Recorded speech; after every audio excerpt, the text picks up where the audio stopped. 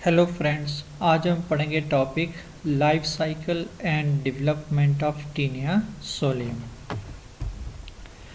जो life history या जो इनकी लाइफ साइकिल है, ये हमने पहले भी डिस्कस किया था जब इसको हम स्ट्रक्चर में बात कर रहे थे या कमेंट्स पे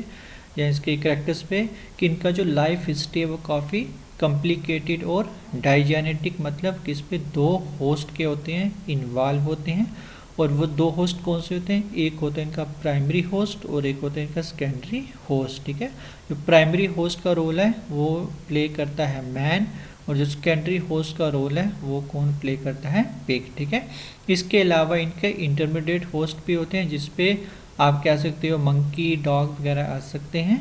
अगर हम इनके लाइफ हिस्ट्री को अगर स्टेप वाइज डिस्कस करें तो सबसे पहले क्या आएगा? वो आता है इसका कॉपुलेशन या फर्टिलाइजेशन, देन उसके बाद कैप्सूल फॉर्मेशन, फिर cleavage and early embryonic development, infection of secondary host,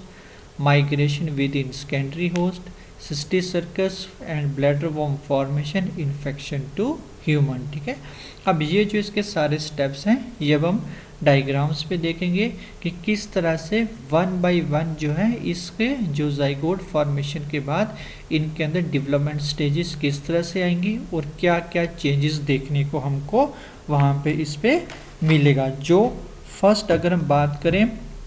copulation या फर्टिलाइजेशन की, ये मैंने अपनी प्रीवियस वीडियो में भी आपको बताया कि जो टीनिया सोलियम है ये क्या करती है? सेल्फ फर्टिलाइजेशन या क्रॉस फर्टिलाइजेशन, जिससे क्या होगा कि एक सेगमेंट जो मेल वाली है मैच्योर प्रोग्लॉटिड, वो वहाँ से अपने सीरस या पेनिस से क्या करेगा? जो सामने वाली प्रोग्लॉटिड होगी मैच्योर प्रोग्लॉटिड, उसके अंदर कॉमन गोनोपोर से जो फीमेल गोनोपोर पे क्या करेगा? स्पर्म को ट्रांसफ़र करेगा। देन फिर वहाँ से जो स्पर्म है वो उसके वेजिना से होते हुए पहुँचेगा फर्टिलाइजेशन डक्ट तक, और वहाँ पे एग का वेट करेगा, और जैसे एग आएगा वो उसके साथ फ्यूज़ करके उसको जाइगोट की फॉर्मेशन पे ले आएगा। फिर वो जो जाइगोट है वो उसके यूट्रस की तरफ क्या करेगा? मूव करेगा, और उस पर क्या क्या चेंजेस आएंगे। ठीक है, फर्स्ट अगर हम देखें यहाँ पे इसका ये स्ट्रक्चर जो आपको दिखाया गया है, ये स्ट्रक्चर है किसका? आ जाएगा इसका जाइगोट का। ठीक है, इस पे आप कह सकते हो जाइगोट या आप कह सकते हो inter stages of capsule formation. इस पे एक्चुअली क्या होगा कि जैसे ही जो एग फर्टिलाइज्ड होगा उसके चारों तरफ जो हमने कहा था कि इनका रिप्रोडक्टिव सिस्टम का, फीमेल रिप्रोडक्टिव सिस्टम का एक ग्लैंड था, वेटिलाइन ग्लैंड, जिसका हमने कहा था कि वो क्या सेक्रेट करता है वहाँ से यॉर्क सेल्स। जैसे ये एग फर्टिलाइज्ड होगा इसके चारों तरफ क्या होगा? उस वेटिलाइन सिक्रीशन के जो यॉर्क सेल्स हैं वो उस फर्टिलाइज्ड एग को, या आप कह सकते हो जाइगोट को, चारों तरफ से क्या करेंगे? सराउंड करना शुरू कर देंगे। ठीक है, देन फिर उसके बाद क्या होगा कि जो ये स्ट्रक्चर है ये आस्ता आस्ता वहाँ से यूट्रस की तरफ क्या करेगा? मूव करना शुरू करेगा, और उसके मूवमेंट के लिए जो ऊट टाइप के चारों तरफ हमने कहा था कि महलिस ग्लैंड प्रेजेंट है, वो रिलीज करते हैं लुब्रिकेटिंग सब्सटेंस या सिक्रेशन, जिससे जो ये फर्टिलाइज्ड एग है विद यॉर्क सेल्स बड़े इजीली ढंग से वहाँ से वो पास ऑन होकर यूट्रस के अंदर इंटर होना शुरू हो जाते हैं। ठीक है, अब इस पे आप देख सकते हो कि फर्दर चेंज क्या आएगा जब वो टाइप से यूट्रस की तरफ मूव करेगा, कि जो इसके आउटर सरफेस वाले यॉर्क सेल्स हैं वो चेंज होके एक आप कह सकते हो शेल या एक मेम्ब्रेन का आप कह सकते हो शेप ले लेंगे, जिसको हम क्या क्या नाम देंगे? एग शेल या क्रोनिक मेम्ब्रेन। और ये जो स्ट्रक्चर होगा ये फर्दर एग सेल या जाइगोट को क्या करेगा? प्रोटेक्ट करेगा। ठीक है, देन उसके बाद हमने पहले ये भी आपको कहा था पहले वाली वीडियो में कि जो यूट्रस है उस पर एक फर्टिलाइज्ड एग या जाइगोट नहीं होता, एक से ज़्यादा है। नियर अबाउट हमने कहा था एवरेज में हम 50 ले लें कि 50 तक स्टोर होते हैं, इसलिए जो यूट्रस होगा वो उसका सिंपल नहीं रहता है। जैसे जैसे एग उस पर इंटर होना शुरू होंगे वो भी अपनी लेटरल ब्रांचेस में डिवाइड होना शुरू होगा, और लार्ज नंबर ऑफ वहाँ से आप कह सकते हो कि फर्टिलाइज्ड एग या जाइगोट को एकोमोडेट करना वहाँ पे शुरू वो कर देगा। ठीक है, देन ये सारा स्ट्रक्चर किस में होगा, जो इसके ग्रेविड प्रोग्लोटिड के स्ट्रक्चर्स होंगे, ठीक है। देन फिर उसके बाद क्या शुरू हो जाती है, जैसे जाइगोट हो गया और यूट्रस पे आगे की तरफ मूव करा, साइमल्टेनियसली उसकी डेवलपमेंट भी होती रहेगी और उस पर क्या होगा कि जो ये इसका जाइगोट का स्ट्रक्चर है वहाँ पे क्लीवेज शुरू हो जाएगी। और क्लीवेज में सबसे पहले क्या होगा, क्लीवेज होती है इसकी होलोप्लास्टी, मतलब कि जब ये सेल डिवाइड करेगा तो पूरी तरह से सेल का जो आप कह सकते हो प्लेन होगा या डिवीजन प्लेन होगा, वो एक एंड से दूसरे एंड तक पूरी तरह से वो क्या करेगा, एक्सटेंड करेगा, ठीक है। बट यहाँ पे जो डिवीजन है वो इनकी इक्वल नहीं होगी, वो कैसी होगी, अनइक्वल होगी। इसलिए यहाँ पे दोनों सिमिलर साइज है, इक्वल साइज के दो सेल प्रोड्यूस नहीं होंगे, वो अनइक्वल साइज के प्रोड्यूस होंगे। जो तो लार्ज साइज में होगा उसको हम क्या नाम देंगे, मेगामेयर, और जो स्मॉल साइज में होगा उसको हम क्या नाम देंगे, एम्ब्रियोनिक सेल, ठीक है। फिर ये दो सेल फर्दर डिवाइड करना शुरू करेंगे, जब मेगामेयर्स और डिवाइड करेंगे क्लीवेज के प्रोसेस से तो वो और लार्ज नंबर ऑफ मेगामेयर्स को क्या करेंगे, प्रोड्यूस करेंगे। सेम उसी तरह से जब एम्ब्रियोनिक सेल भी यहाँ से डिवाइड करेगा वो भी दो तरह के सेल्स को प्रोड्यूस करेगा। मेगामेयर जब डिवाइड करेगा तो वो सेम अपनी ही तरह मेगामेयर सेल को प्रोड्यूस करेगा, बट जब एम्ब्रियोनिक सेल यहाँ से डिवाइड करेगा वो दो तरह के सेल्स को डिवाइड करेगा। जो लार्जर साइज होंगे वो आ जाएंगे इसके मेसोमेयर्स, और जो स्मॉलर साइज होंगे वो क्या आ जाएंगे, इसके माइक्रोमेयर्स, ठीक है। फिर उसके बाद क्या होगा कि जो ये वाले स्ट्रक्चर्स हैं, जो आप कह सकते हो माइक्रोमेयर का स्ट्रक्चर है, ये बिल्कुल इनका सेंट्रली क्या होगा, लोकेटेड रहेगा। सेंट्रली लोकेटेड रहने के बाद फिर क्या होगा कि जो इसके इनर वाले सेल्स हो जाएंगे माइक्रोमेयर, वो एक आप कह सकते हो सर्कुलर फॉर्म पे आ जाएंगे और उस स्ट्रक्चर को फिर हम क्या नाम देंगे, मारूला, ठीक है। इट मीन्स कि जब माइक्रोमेयर्स डिवाइड होते रहेंगे और वो सेंट्रली जब लोकेटेड हो जाएंगे वो कौन से स्ट्रक्चर की फॉर्मेशन कर देंगे, मारूला की, ठीक है। देन जो इसके मेगामेयर्स और जो आप कह सकते हो मेसोमेयर्स हैं वो इसके आप कह सकते हो चारों तरफ से एक लेयर की फॉर्मेशन कर देंगे, सिंगल लेयर, और इसको आप कह सकते हो प्रोटेक्ट करना शुरू कर देंगे, ठीक है। फिर जो इनके ये जो यॉर्क सेल्स अभी इनके रह गए हैं वो क्या करेंगे, जो अपना यॉर्क कंटेंट है वो ट्रांसफ़र कर देंगे किसको, इनके मेगामेयर सेल्स को। फिर वही जो मेगामेयर सेल्स हैं वो एक्ट करेंगे एज ए इनके आप कह सकते हैं न्यूट्रिटिव सेल, और जो यहाँ पे डेवलपमेंट होना शुरू होगी, जो न्यूट्रिशन होगी, वही यॉर्क सेल्स जो मेगामेयर के साथ फ्यूज्ड होंगे, वही इनकी जो आप कह सकते हो कि नीड होगी किसी भी फूड की या न्यूट्रिशन की, वो उन्हीं से क्या हो जाएगी, कवर होना शुरू हो जाएगी, ठीक है। देन फिर उसके बाद जब वो आप कह सकते हो जो यॉर्क सेल्स जब उस आउटर मेगामेयर के साथ क्या करेंगे, फ्यूज करेंगे, और वो जो लेयर वहाँ पे बनेगी उसको हम क्या नाम देंगे, आउटर एम्ब्रियोनिक मेम्ब्रेन, जो क्या करेगी, न्यूरिश करेगी जो भी अंदर के एम्ब्रियोनिक सेल हैं, और आस्ता आस्ता जैसे उनका न्यूट्रिटिव कंटेंट या यॉर्क वहाँ से कंज्यूम होना शुरू होगा तो आस्ता आस्ता वो लेयर या वो सेल्स वहाँ से डिसअपेयर होना शुरू हो जाएगी, ठीक है। फिर उसके बाद आ जाते हैं कि मीडियम के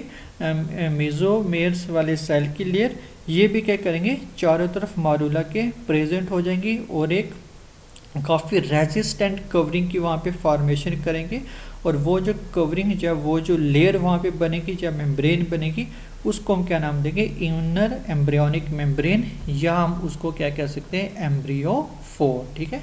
एक पहले मेगामेयर की लेयर बनेगी, वो आस्ता आस्ता वहाँ से डिसअपेयर हो जाएगी क्योंकि उनको यॉर्क कंटेंट सारा खत्म हो जाएगा। देन फिर इनर वाली लेयर बनेगी जो बनेगी इनकी मेसोमेयर से, जिसको हम क्या नाम दे रहे हैं, एम्ब्रियोफोर, ठीक है। फिर उसके बाद क्या होगा कि जो ये मारूला का स्ट्रक्चर है, मारूला के जो आउटर सरफेस वाले जो सेल्स हैं वो वहाँ से क्या होंगे, डिफ्रेंशिएट होना शुरू होंगे, और ये एक अंकोब्लास्ट का स्ट्रक्चर वहाँ पे फॉर्मेशन करना शुरू कर देंगे, ठीक है। फिर जब फर्दर उसकी डेवलपमेंट आगे होगी तो यही जो इसके आउटर वाली लेयर है वो इसके दो सर्कल्स की वहाँ पे क्या कर देगी, फॉर्मेशन कर देगी, और ये जो दो सर्कल या जो दो मेम्ब्रेन बनेगी इसको क्या नाम देंगे, आंकोस्फेरल मेम्ब्रेन, ठीक है। देन फिर इन्हीं मेम्ब्रेन से क्या होगा, 3 पेयर्स ऑफ क्या आप कह सकते हो कि काइटेनियस काफ़ी हुक लाइक स्ट्रक्चर की क्या होगी, फॉर्मेशन होगी, और जब ये स्ट्रक्चर वहाँ पे बनेगा तब हम इस पूरे स्ट्रक्चर को क्या नाम दे सकते हैं, ऑन्कोस्फीयर। ठीक है, देन फिर उसके बाद नेक्स्ट क्या आ जाता है,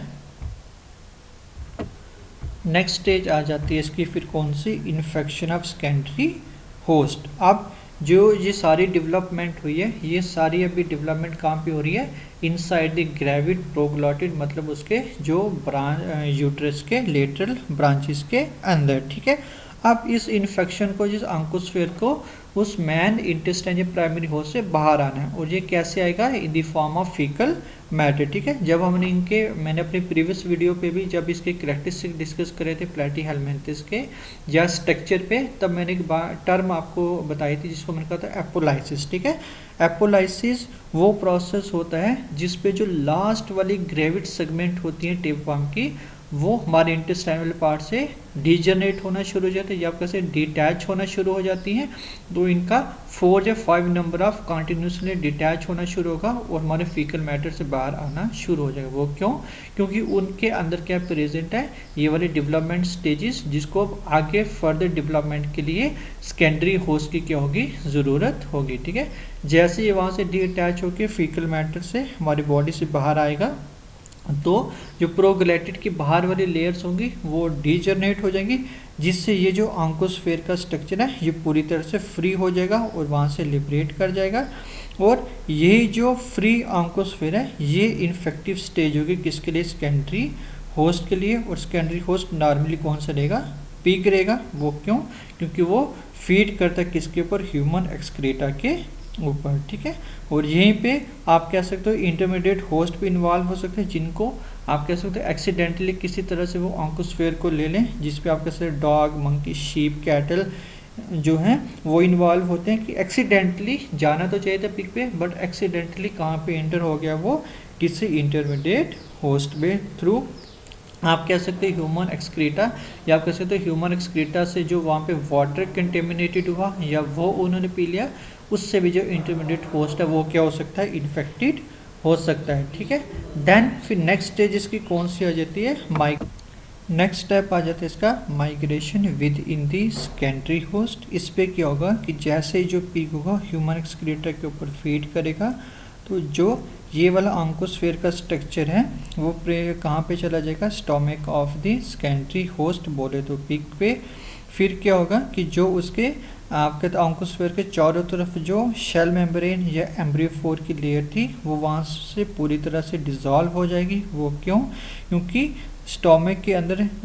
रिलीज होंगे डाइजेस्टिव जूसेस, जिसपे जो पेप्सिन होगा वो क्या कर देगा, उस दोनों मेम्ब्रेन को वहाँ से जो एसिड जो होगा वो वहाँ से क्या कर देगा, डिज़ोल्व कर देगा। तो जो स्ट्रक्चर वहाँ से फिर निकल के आएगा बाहर, वो स्ट्रक्चर इसका कौन सा हो जाएगा, हेक्साकैंथ लार्वा, जिस पे आप कह सकते हो मेम्ब्रेन और आपको 3 पेयर्स ऑफ हुक्स नजर आएंगे और इसके चारों तरफ किसी तरह की कोई मेम्ब्रेन आपको नजर नहीं आएगी। ठीक है, फिर यही जो हुक्स हैं ये आप क्या करेंगे, जो सेकेंडरी होस्ट के इंटेस्टाइन के साथ अपने आप को फिक्स करेंगे,